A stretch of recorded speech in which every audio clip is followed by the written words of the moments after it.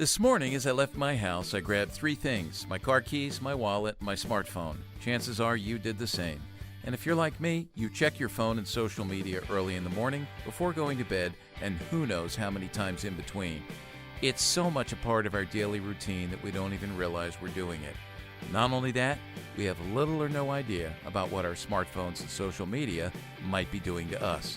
Today, I talk with author Chris Martin about how to push back on the hold technology has on our hearts and minds on this episode of Youth Culture Matters.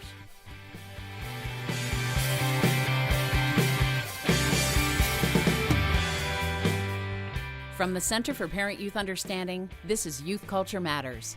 If you're a parent, youth worker, educator, counselor, grandparent, or anyone else who cares about kids, we're glad you've joined us for this practical, informative, and hope-filled podcast. This is a place where together we talk and think Christianly about the rapidly changing world of today's children, teens, and young adults.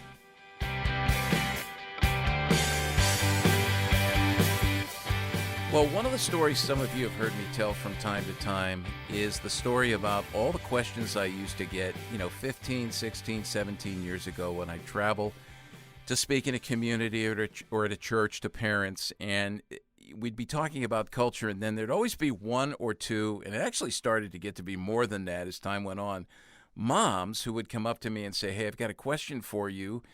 My daughter says she's the only one in her school that doesn't have a cell phone. When do you recommend that my daughter gets a cell phone? When should I allow her to have a cell phone?" And I was hearing this all the time, and my answer was consistently the same: I don't know. I just didn't know at that time. And so, as with anything we study here at CPYU, we started to immerse ourselves in a bit of, the reality of what was happening with digital technology, specifically with phones. This was obviously before the smartphone in 2007 with the iPhone. But we started to look at theory, we started to look at scripture, and we wanted to take a good approach that was biblically grounded, where we could give people some good advice. And out of that grew what we call our Digital Kids Initiative. And as we studied social media, as that came on the scene more and more, as we studied smartphones and technology and the effects of these, we started to think more and more just about discipleship. This is an avenue where or an area of life that if Jesus is truly Lord over all of life, shouldn't we, as individuals, as parents, as youth workers, be thinking about how we and the kids that we love and nurture can bring honor and glory to God through the way we use these things to advance our human flourishing rather than to undermine that? And so, what we started to do is what we do here with, we call it practical theology. That's nothing new to us, but Richard Osmer, you've heard me talk about this before.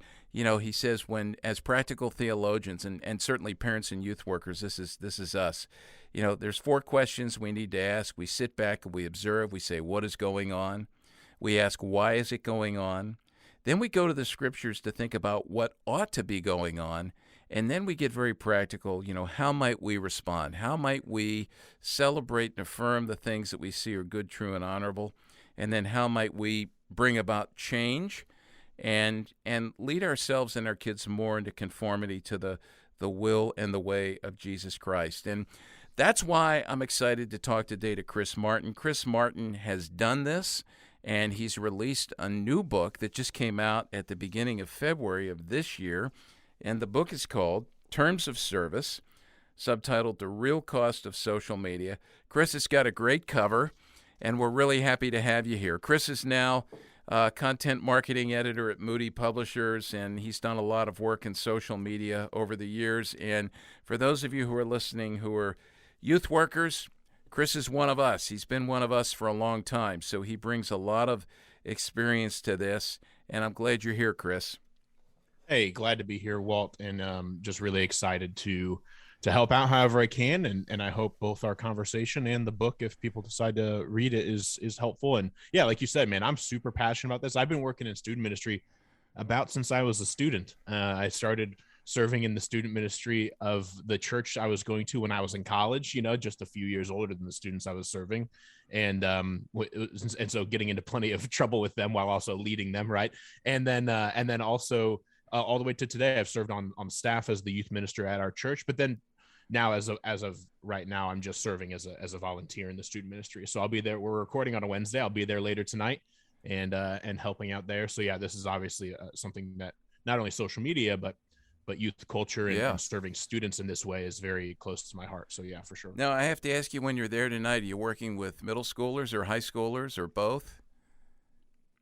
Both. So I go to a relatively small church. I mean, on a global scale, it's an average sized church. About 300 folks attend our church, but it's a pretty young church. So we have a giant kids ministry, of which my wife and I have contributed one in the last couple of years. And then, but because our church is pretty young, our youth ministry is small relative to the size of our church. So we've got 25 students in our combined middle and high school gathering. So yeah, and we only add, like, it's only growing larger every year. Even if we don't add kids from the outside, they're aging up from our huge kids ministry. So it's been fun to watch that ministry grow over the years. So obviously this is near and dear to your heart, not just because of who you are and what you've done vocationally, how you've had to think about this vocationally, but you're now a parent. And eventually, who knows what's going to be on the horizon. Do you have a son or a daughter? Daughter. She's almost 2. Yeah, so she's 2 now, and let's see, probably in about 4 to 6 years, you're going to be getting those questions, Dad, Mom, when can I get on social media or have a smartphone? I've got grandkids now who are around that age, and they're really, really interested in the screens. And so also in your ministry at the church, and we'll circle back to that later and ask you about some of the things you're doing there and some of the things you're seeing with kids, but what you might be doing in terms of some of the responses and, borders and boundaries for the kids as they come to ministry. But I want to talk about the book. And in the beginning of the book, I want to ask you about the title first, because it's a very unique title, Terms of Service, and you describe why you use that title in the book, why you chose that title. So I want to hear a little bit about that, but I also want to hear about what it is you're trying to accomplish with this. And I love the quote, I'll prompt you with this, from David Foster Wallace, which you can, mention what he says as well, because that's just a great way of thinking about just about everything in life that we're immersed in. Yeah. It's the title, Terms of Service. It was kind of a joke, frankly. Like, I started a newsletter around the beginning of 2021, I think just before the pandemic. I forget the exact day, but and I named the newsletter Terms of Service because I was trying to come up with a funny name to talk about how social media affects us in ways we don't realize. And the whole thought behind the newsletter title being Terms of Service was, we all lie about reading the terms of service for these websites or social media apps that we sign up for. So I'll write a newsletter called Terms of Service, and maybe people will actually read this one, right? Because none of us read the real terms of service. And so when it came time to propose the book 3 or 4 months after I'd been writing that newsletter and decided, hey, there might be an actual book here, I was like, well, I'll just title the book the same thing, kind of tongue in cheek. Nobody ever reads the terms of service, but maybe they'll read this terms of service. And there's kind of a double meaning that I think this is what I mentioned in the book, that I think there's a sort of hidden terms of service that we sign up for, that we agree to when we sign up for these platforms, beyond whatever legalese is in the actual terms of service or terms and conditions that are on these apps and platforms. And so that's the reason I called that. And I was kind of shocked. The publisher was like, yeah, that's actually a great title. Let's go with it. Because I work in book publishing, and I know that cheeky titles aren't always the best titles, so I wasn't expecting them to go with it, but here we are. And so, yeah, the beginning of the book, David Foster Wallace, just a great American author and thinker and novelist, he once wrote, and actually he first said it in a graduation commencement address at Kenyon College, but I came across it in his book, This Is Water, which is just a book form of that same commencement address. He says, there are these 2 young fish. He's telling a sort of parable. There are these 2 young fish swimming along, and they happen to meet an older fish swimming the other way, who nods at them and says, "Morning, boys, how's the water?" And the 2 young fish swim on for a bit, and then eventually one of them looks over at the other and goes, "What's water?" And I think that's a really apt illustration for where we're at regarding social media. Social media is the water in which we swim. And like fish, like the young fish in the parable, we don't realize that we're swimming in it. And I think, and this is why throughout the book and really throughout most of my ministry around this subject, whether writing or speaking or otherwise, my number one piece of advice is not just log off or just delete your accounts. I do think that can be helpful, like for a time, or if you find yourself addicted to it, or, I don't think that's a bad step to take. So don't hear me saying it's not helpful. I think it can be, but I think if we think the answer to our social media problems is just deleting our accounts and logging off, we're just going to be frustrated and we're going to fail at that. Either because our will fail and our discipline will fail and we'll get back on, or B, we'll come to realize that even if we successfully log off ourselves and delete our accounts, these platforms are still going to influence us and affect our lives, whether we like it or not. Much like a fish cannot live outside of water, even if he doesn't realize he's living in water, we cannot live outside of these platforms, even if we try to extricate them from our lives as best we can. And the whole point of the book and kind of what I'm trying to do is not say, get out of the water, because again, I don't think we can really get out of the water fully. My point, my goal is just say, hey, I think the water is toxic, or at least I want you to realize you're swimming in the water and the water is affecting you and your health, spiritual, emotional, mental, in plenty of ways. And I think it may be affecting you without you realizing it. So be aware. It's really a kind of just a call to awareness, if you will, a call out of ignorance. I definitely provide some practical steps to try to mitigate the effects, but I don't think there's not this silver bullet. I really just think it's a life of discipleship and growing closer to Christ and prioritizing the eternal over the temporal. But yeah, so that's the whole point, I guess, is to answer your question. The whole point of the book is not log off, social media, evil, never use. It's more, hey, let's have a more critical, thoughtful, and intentional relationship with these platforms so that maybe we can shape them more than they shape us. As you say that, what I'm thinking about is there seems to be two sides of the spectrum of response, extreme sides that we see in the church. On the one hand, there are the people who are just, hey, it's here, and I'm going to use it.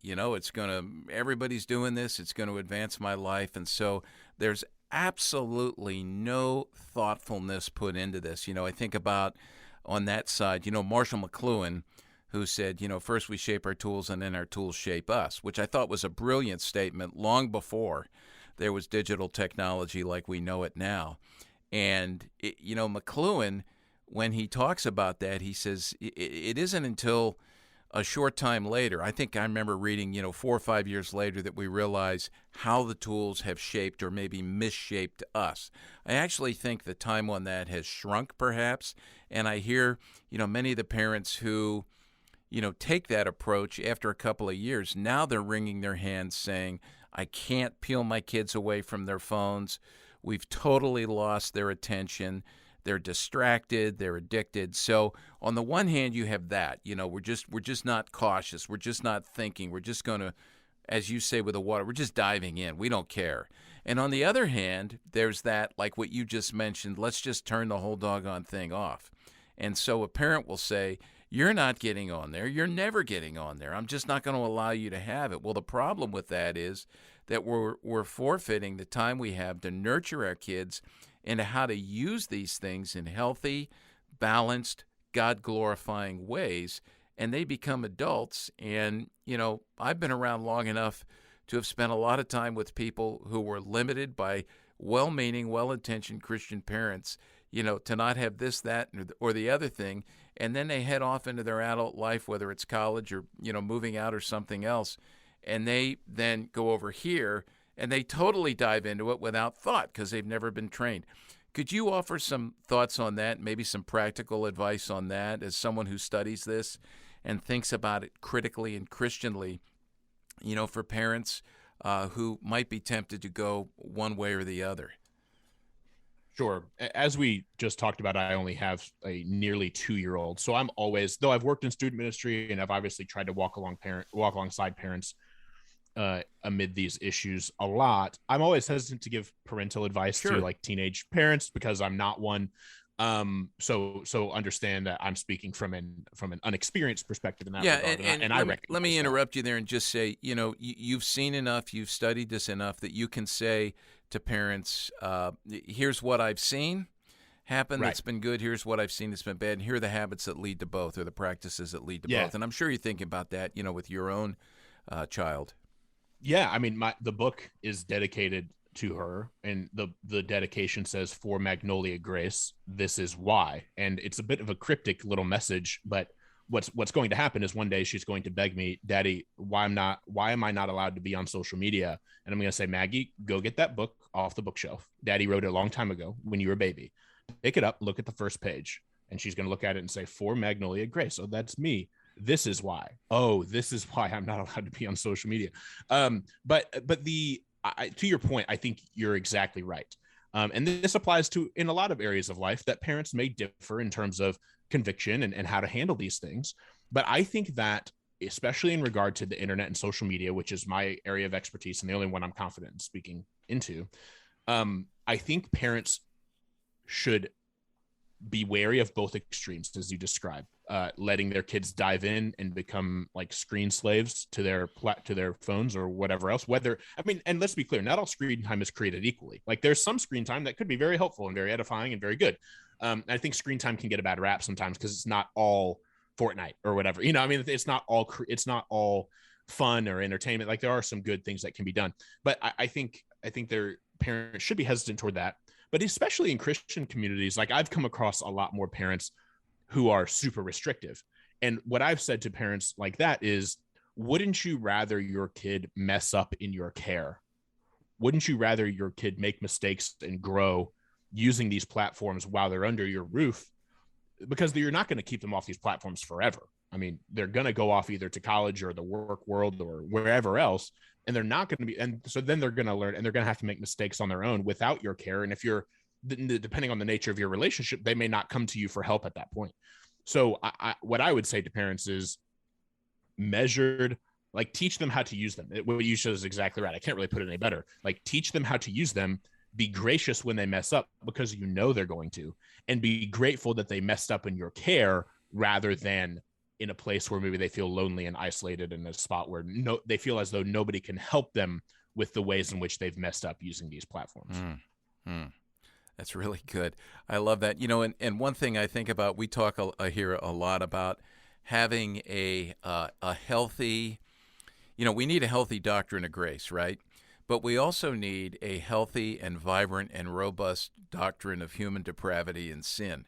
Because if we don't have that, we may be led to believe my kids are going to do okay if I tell them not to go down that road. Or my kids are going to do okay if I just dump them in that pond or in that fishbowl. And the reality is we need to realize that they're just like us, they're broken. And I think sometimes that's why we're so cautious. We're afraid they're going to do the things that we did. And, and we need to realize, well, they probably might, or do other things because there are other playgrounds now on which to indulge your sins. So this is so good. We're going to take a break. When we come back, I want to have you dive in a little bit to this. You say this right at the outset of the book. When we chain ourselves to our preferred social media platforms, we give up more than we realize. Social media may not cost anything, but it isn't free. And so I want to talk about some of the costs and have you address that, not just for our kids, but for us as adults as well. So we'll take a break. We'll be right back.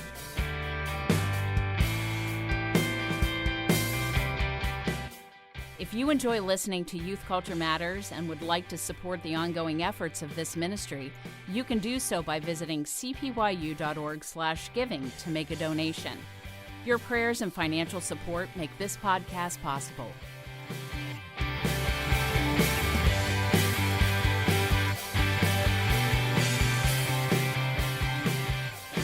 Well, we're chatting with Chris Martin, who's the author of a brand new book, Terms of Service, The Real Cost of Social Media. It's published by B&H Publishing, and you can probably get this book just about anywhere, and you should. I love this. I ran across it, I think I said this, I ran across it on a table at a conference I was at, and I'm always like, oh, man, books, and my wife is, how sometimes if you're really into books, you have a wife who is sort of monitoring your intake. It's like if you eat too much pizza, my wife will tell me that's enough. And I got this one and kind of hit it for a little bit, but it went right to the top of the pile. I thought, man, this is just great. So Chris Martin, thanks for writing it. Now, before the break, I mentioned this particular a couple of sentences in the front of the book. You said, when we chain ourselves to our preferred social media platforms, we give up more than we realize. Social media may not cost anything, but it isn't free. And I want you to speak to that. Help us unpack that. Let us see what the cost is. And I also want to hear from you. When I just read this now, when we chain ourselves, it's interesting that somehow we go to the social media platforms, and sometimes I think they throw the chains and wrap the chains around us. And I know you've written about that as well. So let's hear a little bit about what the cost is. And parents and youth workers, really listen to this, because again, this is where we're at. We need to step out of ourselves and kind of look objectively and see what our decisions, the implications of what our decisions actually are. Yeah, man, I think there are costs of various kinds, and all of us maybe pay different ones, different kinds of costs, just depending on how we're wired and how we use these platforms. I mean, the heart of the book is kind of part 2. It's titled 5 Ways the Social Internet Shapes Us. And I think those ways that it shapes us are kind of the costs. I think, like, I mentioned this briefly in our first segment chatting together, that my biggest concern with our relationship with social media and the social internet more broadly is that we're letting it shape us. You use that McLuhan quote, like, we're letting it shape us more than we're shaping it. And that these tools, as they were presented to ostensibly serve us, we've really come to serve them more instead. And I think the way we do that is by using these platforms uncritically, without asking hard questions of them. And what I mean by that is, like, have we ever asked, like, what does scrolling Instagram do to me? Like, how is Instagram shaping my understanding of the good life? Or when I get in an argument on Facebook, is it edifying to me or anyone else? Have I ever changed my own mind or changed others' mind in my arguments on Facebook, in the comment section of a local news post or something like that? I just think that a lot of us adopt these technologies and these forms of media without asking how they shape us, and that's concerning to me. So I think a lot of the costs revolve around that. Some of the more specific ones, like, I think we trade our privacy for personal expression. So I'm big on privacy, like data privacy, personal privacy. My wife and I made a pretty conscious decision when our daughter was born that we aren't going to post any pictures of her online for the foreseeable future. We will at some point, almost surely. But I believe strongly in, like, individual digital autonomy. And that's kind of a fancy phrase, but, like, I want my daughter to be able to veto anything I post of her on the internet. And some parents might think that's silly or whatever, but I think it's important. Like, I don't want her to feel violated in some way, or even as a young child. And so I think trading privacy is kind of scary. Go ahead. Yeah, let me ask you about that, because I'm on these platforms and I see what people are posting, and I see what people I know who are solid in their faith, moms and dads. Many times it's it's moms are posting things in terms of pictures and that kind of thing. And I get that there's 2 concerns I have with that. The one is comparison and identity. Am I putting my kids? Are you putting your kids out there to make yourself feel better about yourself because you're looking at everybody else who's posting? And what you don't realize is it's that moment. I tell people all the time, like, a lot of times when I go speak, people want to say, tell me about your family. So I'll often put up this picture from a family wedding that we had just a year and a half ago. And there we all are, all dressed up, grandkids, my kids, my wife and I, standing against a barn. It's one of those, it's just a perfect picture, right? And everybody looks, well, and I say, there it is, folks. There's a perfect family. That's what you have to compare yourself to. And let me just tell you, that was that one split second in time when the camera, grabbed it. That's not, that's what we look like, but that's not who we really are. And we compare to that, and so, and then we find our identity through our kids, which is a concern as well. And then the other thing I would say is, and I want to go back to this, what you said about you don't want your daughter growing up and at some point looking at the 2 of you and saying, what in the world were you doing putting me out there? And there's a lot of research now, that's coming out of kids who are coming of age. who mom and dad have had smartphones, and from birth they were just, plastering their social media sites with pictures of the kids, and the kids are going, "Why did you do that? You never asked me." I gave you a lot to respond to there. I'm sorry, but No. Like I work with kids in student ministry who are who are teenagers and are embarrassed by what their parents post about them online, and I just think that's a problem. Like I think that can hinder trust with teenagers, with young people. I think it's I don't know if I mentioned this in the book or if I've just written it elsewhere, but I think it's kind of crazy. This is just kind of a microcosm, like a small example of the fast adoption that we've kind of talked about here, like the fast transition that concerns me and concerns you for similar reasons. If in 2003 you told parents, and like I was 12 or 13 in 2003, so if when back then you told parents, hey, in 10 years, which would be 2013, in 10 years it's going to be totally normal for you to be posting pictures of your kid on the internet, and even like in the bathtub and like half clothed, it's going to be totally normal for you to be posting that kind of thing on the internet for all of your friends and family and possibly the world to see. That will be normal behavior. They would have looked at you in 2003 and said, "You're crazy. I won't even put my credit card in that thing, and you're telling me I'm going to put pictures of my kid online?" But now, like, we made a decision in 2020 to not post pictures of our daughter on the internet, and people kind of came to us, they're like, "Are people upset? Like, that's kind of weird. Like, is your family mad at you about that? Like, how do you get away with this?" Like it's like we're the weird ones for not posting pictures. The fact that that's happened in such a short period of time, that swing from "you'd be crazy if you do it" to "you're crazy if you don't," really concerns me. And I think is kind of a microcosm of how quickly we've moved, and perhaps without much thought.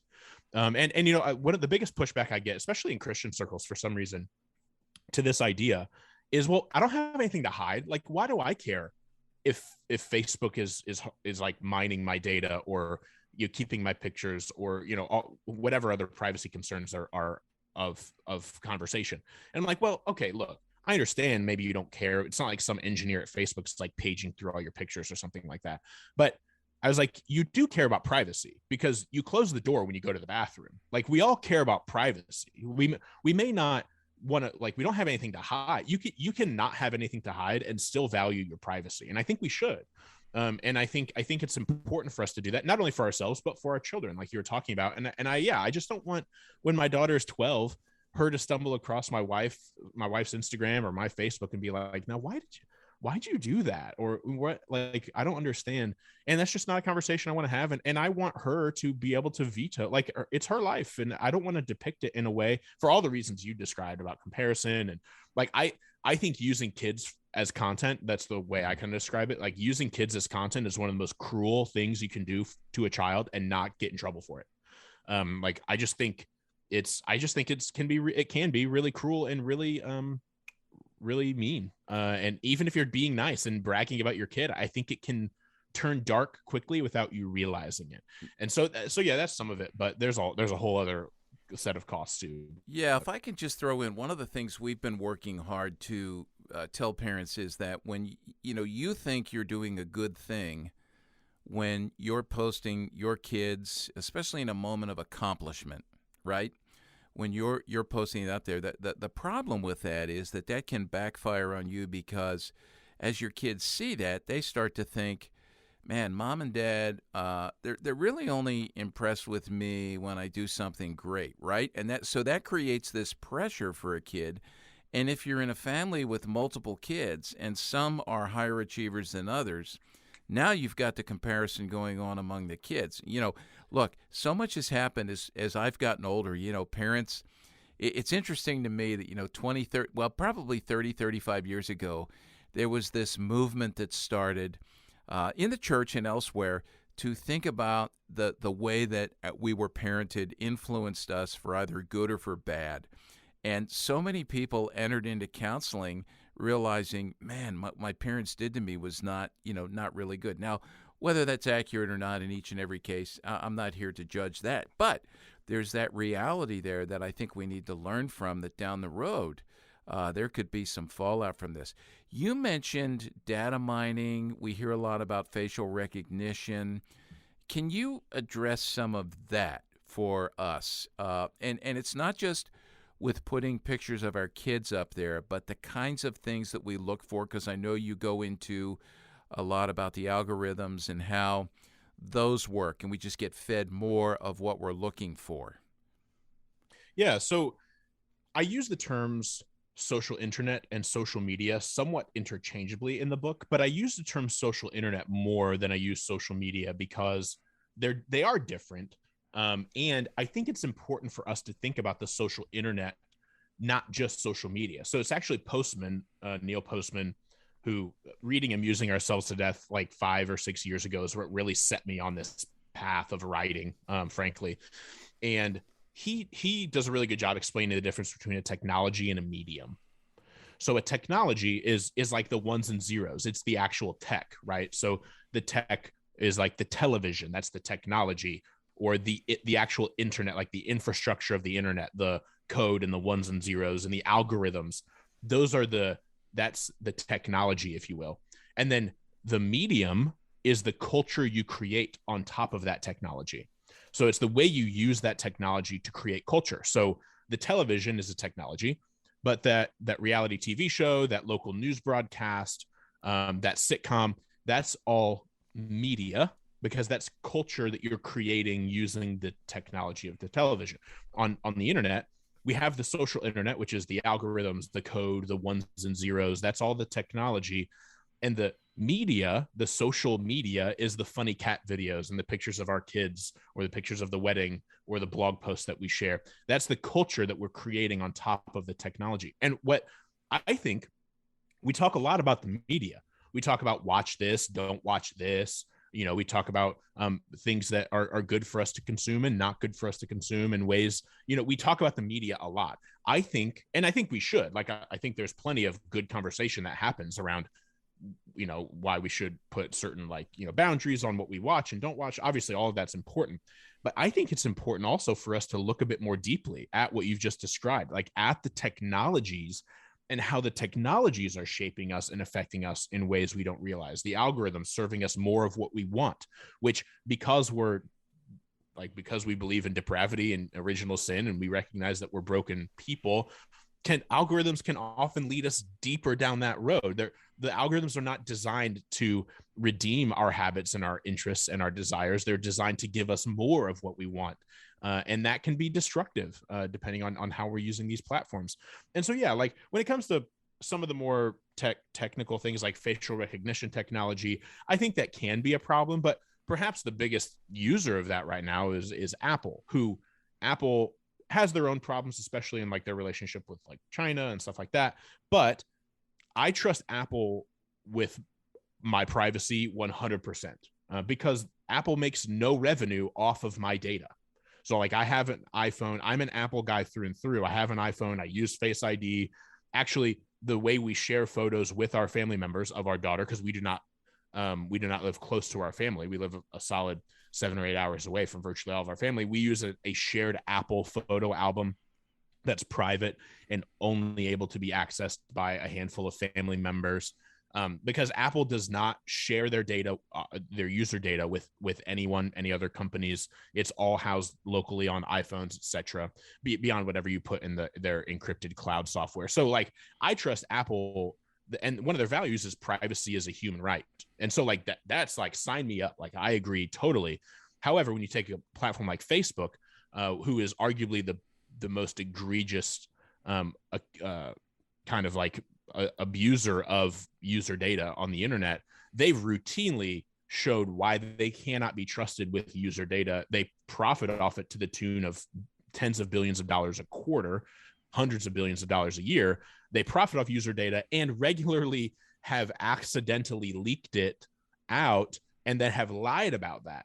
And so I think we should be wary to always be against or in favor of certain platforms or technologies, and recognize that there are real people behind a lot of these things. And certain companies and organizations have proven in the past to maybe be a bit more trustworthy and handle our data and our use of their platforms more ethically than others. So like, I'm very interested in the future of the internet and like VR and the metaverse and all of that. But you won't catch me with an Oculus Quest headset that's owned by Facebook, because the last thing I'm going to give Facebook is access to my eyeballs and my face. So like, I think like, but if Apple comes up with their own little headset kind of doohickey, and there's a way for me to explore that new frontier so I can learn about it, perhaps write about it, you'll see me signing up, because I trust that Apple's not going to go off and then sell my activity to some third party like Facebook has so routinely done in the past. So I hope that makes sense. Like, I don't want to wholly endorse or wholly outlaw certain types of technologies, but I do think that, again, it just comes back to thoughtfulness. Like, are we realizing what we may be giving up when we do these things? And is it a worthy trade? Like, is posting that picture of your family worthy of what may come of it, for good or for ill, moving forward? So anyway, that's a bit of a rabbit trail, but yeah, I think they're good questions. Yeah. And now we're not just talking about how this happens with adults. We're talking about how this happens with kids as well. And I'm always a little wary on some of the social media and the smartphone technology stats, but I ran across one, because you never know if they're really up to date and how accurate they are. But I ran across one that says that 45% of American children ages 10 to 12 have a smartphone. Does that sound accurate to you? 45% of American children ages 10 to 12 have a smartphone. I don't work with 10 to 12-year-olds like in the student ministry. I mean, maybe just the top end of that. But I wouldn't be surprised. Yeah. So, I wouldn't be surprised. So talk a little bit about that, because we're talking here. I mean, adults can be really ignorant. They have the cognitive capacities to not be ignorant. But when it comes to our kids, they're ignorant because they don't even have the cognitive capacities to really think critically through this, just because of where they're at developmentally. Talk a bit about a word to parents about smartphones and kids. I would delay it for as long as you can. Like, I'd probably try to go past that 12-year-old range to like maybe when they start high school. Like, again, there's no right answer here. When you said folks used to ask you this kind of question all the time before they were even smartphones. Today, I still answer pretty regularly. I don't really know what to do about this. But I do think there's some merit perhaps when they start driving, for safety or things like that, to have some sort of technology to keep in touch. And perhaps even when they get to high school and perhaps they're doing a lot of extracurricular activities. But if you have a child who's in middle school or even late elementary school, and for some reason you believe they need a smartphone, I would ask why a smartphone and not a dumb phone, if you will, a regular cell phone. And then I would ask, what kind of safeguards do you have in place for them? Because I think, what I always want to be careful of, and maybe we talk about this in another segment, but because it's a whole other deal. When I've talked to parents about their kids and social media and cell phones, I think what parents maybe who are very restrictive don't realize is that if you don't give your kid a smartphone or social media access by a certain age, you have effectively socially isolated them. Now, we can bemoan that all day and say that it shouldn't be socially isolating if their kid's not on social media, but it's a reality. And I've talked to plenty of kids who are not invited to activities with friends or kind of socially ostracized because they're not a part of that group text message or whatever else. And I think that can have serious negative effects on children, and we should be aware of that. But I do think that we should always be cautious about giving young kids below high school, below driving age, access to a cell phone, a smartphone especially, without serious guards in place through apps you can download and things like that to try to monitor their activity. Yeah, that's great advice. So, well, we're going to take a break. When we come back, we're going to continue to get more and more practical. This has been very practical to this point, very helpful, but we're going to look at maybe some best practices and talk a bit about some of the other downsides of our use of social media and technology. We'll be right back.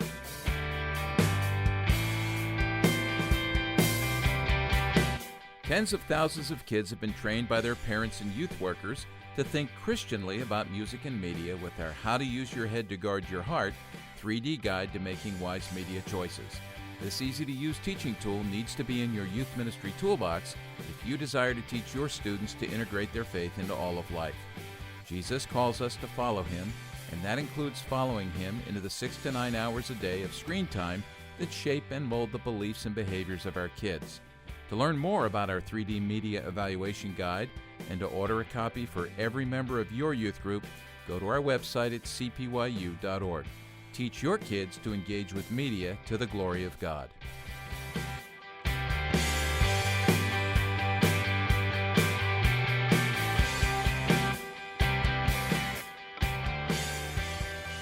So the day that we're recording this, I know it's a couple of weeks before it's actually going to drop, but the day in which we're recording this podcast, last night, the Olympics were still going. Women's figure skating, which has been quite controversial to this point. By the time everyone's listening to this, they're going to know what the outcome is of the big doping scandal. But something that many people may have missed, and I saw when I was flipping around, was, you know how, like, when the skaters they're the next one up, they sit off to the side and they're getting ready. You know, in my mind, I'm thinking they're getting psyched up. They're going through their routine. They're thinking about all their moves. You know, I don't know if they call that the bullpen like in baseball or not. But the camera focuses on an American figure skater, female, 16 years old, Alyssa Liu. And when the camera comes on her, she's sitting there ready, you know, getting ready to go, but her face is just buried in her phone. And she's swiping, and she's got her thumbs going. And the commentator said there she's getting ready, and she's tweeting, she's, you know, swiping through, she's on Instagram, she's connecting with her friends. And I just thought, you know, like you said, Chris, just earlier, you know, man, how things have changed, you know. And it's amazing to me. And so that was just like one little visual example of how these things have come in and just taken over our lives. And so I want to hear from you some practical thoughts. I mean, you've thought a lot theoretically. You've looked at the data. You've talked about all the ways that these things, you know, really start to own us. What are some practical steps that parents of teenagers and younger children, parents themselves, and then also youth workers in their ministries with their students, what are some practical ways that we can find balance, that we can bring honor and glory to God, that we can use these wonderful God-given tools redemptively rather than in ways that just undermine our well-being and undo us? Yeah, I think first I want to reiterate something we talked about in a previous segment, that if parents can manage it, I would really advise parenting your children to giving them access to these platforms while they're still in your house, so that they can learn how to use them in your care. I just can't reiterate enough what I think the importance of that. Yeah, they're going to mess up. They're going to come across something intentionally or unintentionally that they shouldn't, and maybe they're going to send messages to friends that they shouldn't. The fact is they're probably going to do that when they're 25 if they don't do that when they're 15 or 17 in your house. And while we don't want kids to mess up, our kids to mess up in that way ever, they probably will. And so I think just that to have the grace and the sort of foresight to love them and give them metered and careful and restricted, but not totally restrictive access to these platforms while in your care, I just think could be so helpful for your children. I say that as somebody who's worked in student ministry and has not had to wrestle through having a teenager myself. So I just think that's really good. I think some of the tips I outlined in the book, the part 3, like where do we go from here, is a series of really quick hit, short chapters on just ways to root ourselves. Really, I think a lot of it comes back to like rooting ourselves in the offline, so that we see the internet as subservient to our offline existence. Because unfortunately, I think that many of us have started to see our online lives as primary and our offline lives as secondary. Like we decide to go on vacation to a certain place because it'll make great Instagram content, or, you know, things like we post pictures of our kids. We ask our kids to do something funny so we can post a video of it on Facebook or whatever. And so I think a lot of my practical application or pieces of advice revolve around living life offline first and living life online second. So that looks like studying history. Like I think studying history and reading about people in history, events in history is really helpful for recognizing that the most important things in life aren't what's happening online every day. Because it can become really easy to just get caught up in the latest controversy on Twitter or what your friends and family are doing and what they post on Facebook. And I think reading history and studying history can really help us root ourselves in the narrative of life that goes far beyond what's on our screens. I think admiring creation. I love going. I'm an amateur bird watcher, and I use that term in the loosest sense possible. And I love going on walks and not taking my headphones. We live right next to this beautiful park, and so we walk there almost every day after work if the weather cooperates. And so I think just like going on a walk and admiring the creation without taking your headphones and listening to a podcast, no offense, or a book, or even like, I mean, I take your phone if you might need it for like safety reasons. Like if you're, especially if like you're a woman walking by yourself, like take your phone, but maybe just resist the urge to post that really pretty picture of the sunset on Instagram. I know it's hard. I do it myself, so I understand. Yeah. And I think, can I just throw something in there as you're talking about that before you move on to the next thing? I love both of these. One with the history, you know, one of my favorite quotes is Francis Bacon, who said, "Histories make men wise." And we learn from history. It teaches us what to do and what not to do. You know, those who have come before us, biblical history as well.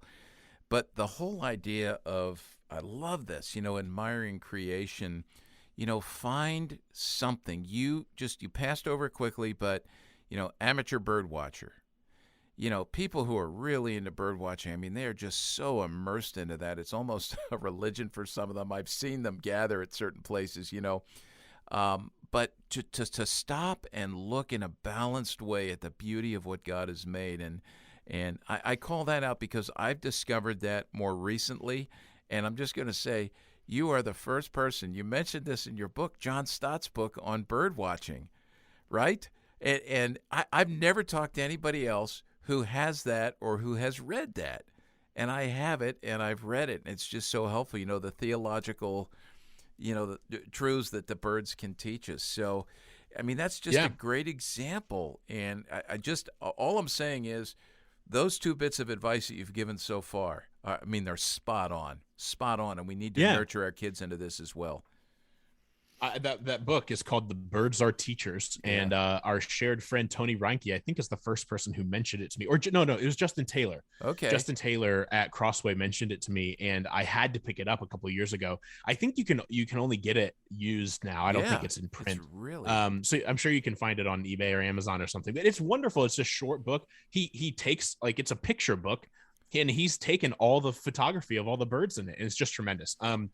So yeah, I think those things are really helpful. I think valuing silence, like recognizing that your voice doesn't need to be heard all the time, is really helpful. I think pursuing humility. I mean, that's always a good idea, right? But social media is it can make us feel so much like the main character of our lives, and it can really make it feel like everybody exists as an audience member to our lives. And I think actively pursuing ways to humble ourselves can really go a long way to fighting back against that sort of main character feeling that we can get when we post on social media. Establishing accountability, again, like pursuing humility, is so helpful in so many areas of life. And I think having friends, and what this looks like, it doesn't have to look super formal. I think what it looks like is just having friends who have permission to call you out when you're acting foolish online, or if they see you on it too much, or like if you have an iPhone, I'm sure this feature exists on Android phones as well, but you can set the screen time limits to where you can only use certain apps for a certain amount of time every day, or between the certain hours of the day. I've done this. And you can give somebody else the passcode to where you can't even unlock it after it's gone, after you've used up your time for the day. So if you're like, hey, I only want to be able to use 2 hours of social media every day, or 1 hour every day, you can set that limit. And when it's up, it's up. And if your friend who has the passcode doesn't let you back in, your spouse or a friend or whatever else, then you can't get back in. Your time's up for the day, and you'll come back tomorrow and you can watch whatever you need to watch or look at whatever you want to look at, but you have a certain amount of time. Like having those physical, like actual boundaries set can be super helpful. And then finally, this kind of flows out of the establishing accountability ideas. Just build friendships, like go to get coffee with people. Restrictions around coronavirus are easing. You know, we're getting perhaps into a nice spring and summertime where things will be as normal as they've been perhaps in a couple of years, depending on where you're at listening to this. And I think building real friendships where you're having friends over for board game nights and getting dinner together. I just think I don't think it's wrong to make connections with people online and maintain friendships online. But I think when we start to see internet social experiences as our primary form of community is really, and people might scoff at that, but it's real. I mean, people see their connections with others on the internet as their primary form of community, and I think that's a problem, and we should be aware of that, and we should be aware that we can slip into that if we're not intentional. So this goes back to the whole intentionality bit. Regularly have meals with other people, have them over for game nights or whatever else, and just don't lose the embodied presence of friends. So those are a few tips. We could talk about tips for a whole podcast in itself, but those are just a few that I would mention. Just to take that last one that you mentioned on community a little bit further, I just listened to a podcast, an episode of Carl Trueman and Todd Pruitt's Mortification of Spin, where they talked about, the virtual church, the meta church that's now being invented and, propagated and promoted, and just the dangers of that and how it really does undermine community, Christian fellowship. We'll include a link in the episode notes, the show notes for this podcast, to connect to that. But that was a really good episode and a great example of the kind of thing that you've done in your book, Chris, in terms of thinking theologically, thinking critically and Christianly, about this. Because we might jump in and say, "Oh, this is great. We can have church all the time, everywhere," and we give up so much, that's at the crux of this. You said you're going to be meeting with your youth group tonight. Any borders and boundaries that you would recommend, maybe some that you folks in your church have instituted and use with the students when they show up on a Wednesday night, or any more that you would recommend that you're going, man, in a perfect world, we would be doing this, and this as well?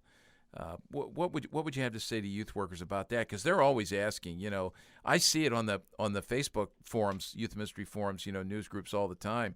Hey, what do you guys do about smartphones on retreats, or what do you do about smartphones at Wednesday night Bible study or the youth group meeting? Yeah. So when we have a summer retreat every year in July. Past few years we've gone to the Smokies. This year we're going to West Tennessee. There are no phones allowed on retreat. So that's a no phone zone, if you will, outside of leaders having theirs, obviously, for safety reasons and such. So no phones on retreat. And that took some teaching, but the parents were largely on board, even if the students were. So that was good. And then on Wednesday nights, we don't make everyone give up their phones on Wednesday nights, but that's, I know we've talked about that in the past, but we've found that it's not really a problem. And this is where it's probably more of a youth group by youth group thing. We found that students hang out and talk with one another. They're not just standing around on their phones. And that's good. I think that's a testament to probably a lot of activity from parents in the parents of students in our youth group, and our students really like each other. And a lot of them don't go to school together. So a lot of them, like, this is their one of two times a week that they actually get to hang out and talk and see each other in person. So we don't restrict phone use on Wednesday night as far as giving them up because we haven't really had a problem with it. However, we definitely do encourage that they bring paper Bibles and use paper Bibles when we're together on Wednesday. And so we have like church Bibles, like many churches do, pew Bibles, if you will, though ours aren't in our pews. And so we provide students with loaner copies of Bibles if they don't bring their own, so that they're not using their phones, just because, not that we're like anti-phone Bible all the time or anything like that, but we know that they can easily flip over to whatever they want to be doing instead of paying attention during the lesson on Wednesday nights. So yeah, those are a few steps we've taken. And I think it's important not to be hyper legalistic about these things, but I do think that just recognizing that some boundaries, like we've talked about, can be really helpful toward helping students have a just healthy relationship with these tools while we're all together. So I think those are good. And I think any steps toward them could be really helpful. Any thoughts? Last question. Any thoughts on the future? Like, where do you see things going? I kind of hate when people ask me that question, but I don't hate when I have to ask you. So put you on the spot. But, you've thought about this and you've watched these developments in this one particular very large aspect of our lives. What should we be looking for? So without spending a ton of time on it, like, we're currently in Web 2. Web 1 is when the internet was pre-social media. So that's when like we were largely just consuming content from the internet. That was Web 1.0. We currently live in Web 2.0, which is the read-write era, as it's called. So where we're consuming content from the internet and creating content on the internet, primarily through social media and other such avenues. We're quickly approaching Web 3.0, which has been called the read, write, own era, where you might start to actually be able to like own your content on the internet. Because if you post something on Facebook, you don't own it. Facebook owns it. And so where you can own content, perhaps make money from it. This is where you hear talk about cryptocurrencies and the metaverse and all kinds of frontier technologies. And there's a good deal to be excited about. There's also a good deal to be concerned about. And I think it's really important for us to not shun these things before they're even here, and also not uncritically embrace them before we've learned about them. So I think we could, I really think, I think unfortunately a lot of Christian organizations or churches ignored social media for too long. I've said that the best time to learn about social media was like 15 years ago, and the second best time is now. And I think a lot of churches and Christian organizations are too far behind on social media because they ignored it too much early on. And I don't want us to make that same mistake with this new iteration of the internet, whether it's the metaverse or whatever it looks like. I think we should not shun it. However, I do think we should embrace it very critically and very intentionally, and not uncritically just start holding church services in the metaverse with no real thought about what that could be doing to us. And so I think there's a lot of things to be excited about, a good deal to be concerned about. A lot of folks are very utopian in their conversations about Web3, and I definitely want to pump the brake on that sort of idea. But here's what sometimes people, the book is, a lot of what I write, including the book, is kind of discouraging, as you can imagine. I mean, I think a lot of us are pretty familiar with how social media can be fun and be entertaining. No one needs to write a book about here's why social media is cool and why we all use it. Everybody's kind of aware of like why we use it. It's entertaining. It helps us connect with friends or family. There are redemptive parts and good parts to social media, but I think a lot of us aren't aware of the bad parts, which is why I write about that, to bring them to light, kind of drag them out into the light. But a lot of folks will ask me, are you optimistic at all? Like, do you have any sense of optimism for the future? And here's my optimism. And I think parents listening to this might understand, because we were talking about our ages. And I think before we were actually recording the podcast, talking about just like how you raised your kids about about phones in the early 2000s. And like, I grew up in a home. My dad worked for IBM my entire young life, and he worked from home. So like I was on the internet when I was like 5, right? But I had no idea. I couldn't get into anything bad if I wanted to, right? I was just like goofing around and had no idea what I was even doing.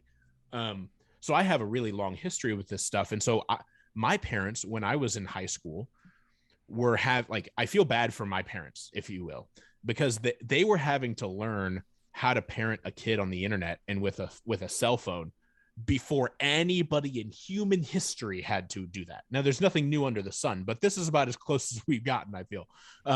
They had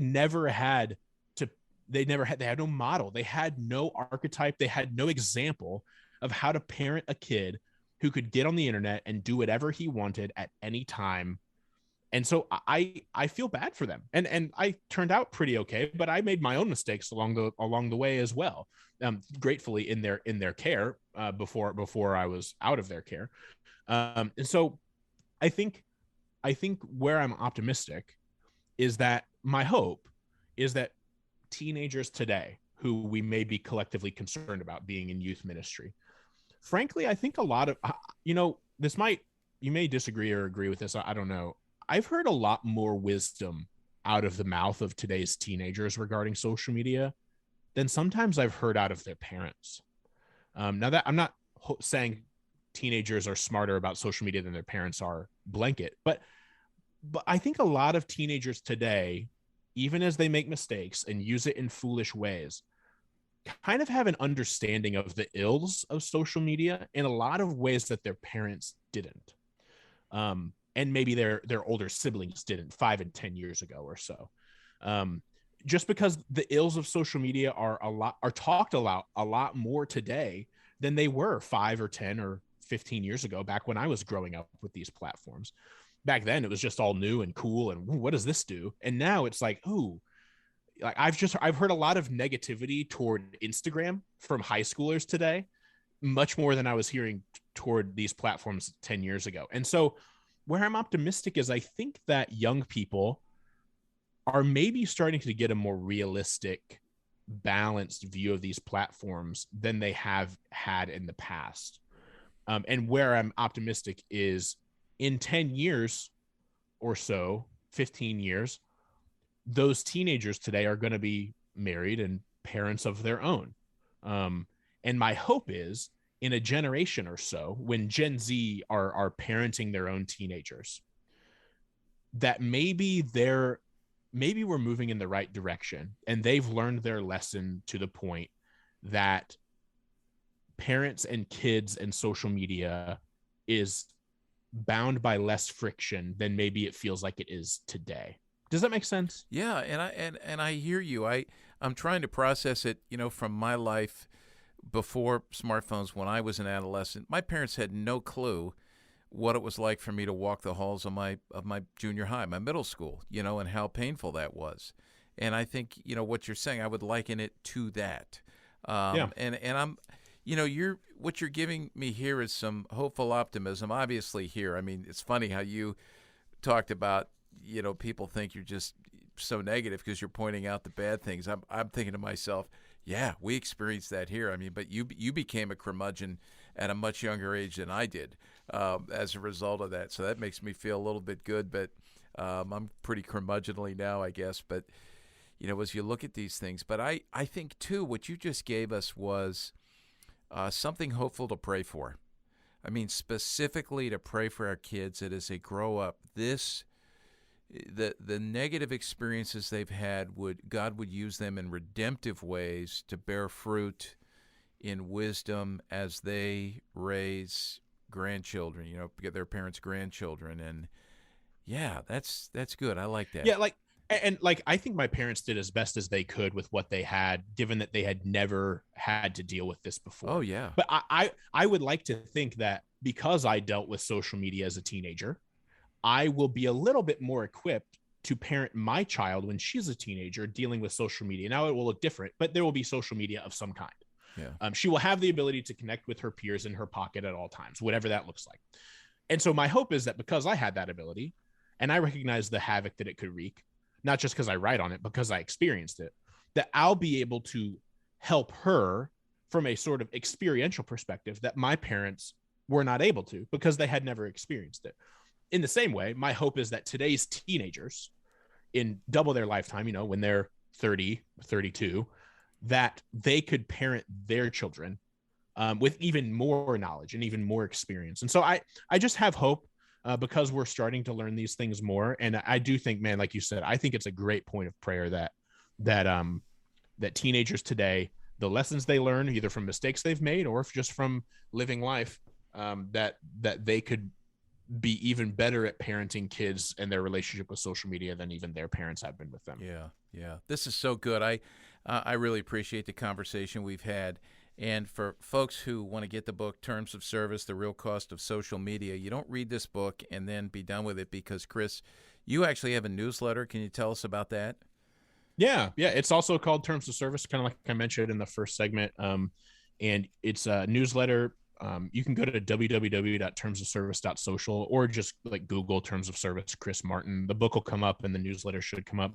I'm on Twitter. Again, I'm not anti-social media, so I'm on Twitter. That's where I connect with a lot of folks who want to talk about this kind of stuff. And my Twitter handle is at Chris Martin 17. And the newsletter is actually in my bio there. So for anyone listening, that might be the easiest way to get to it is on Twitter at Chris Martin 17, and it's there in my bio. And man, I love talking about this stuff, especially with student ministers or volunteers in student ministry. So if anybody's listening and they want to chat about it, I love chatting about this stuff either like this on a show or a podcast, or also just in DMs or emails or whatever else. So I'm happy to talk about it. Yeah, and I really appreciate the way you serve the church. So thank you for joining us.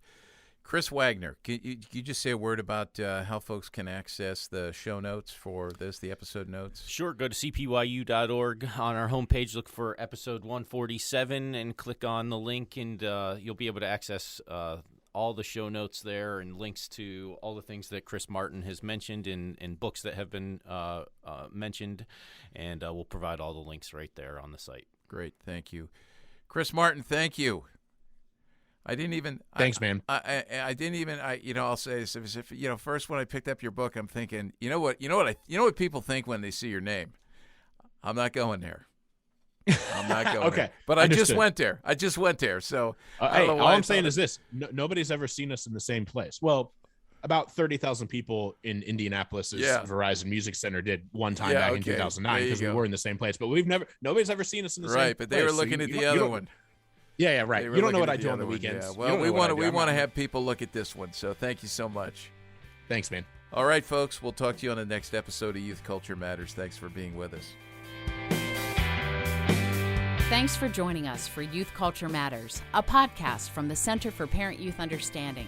If you'd like to learn more about today's youth culture, visit our website at cpyu.org. And if you have any questions, comments, or feedback, email us at podcast@cpyu.org.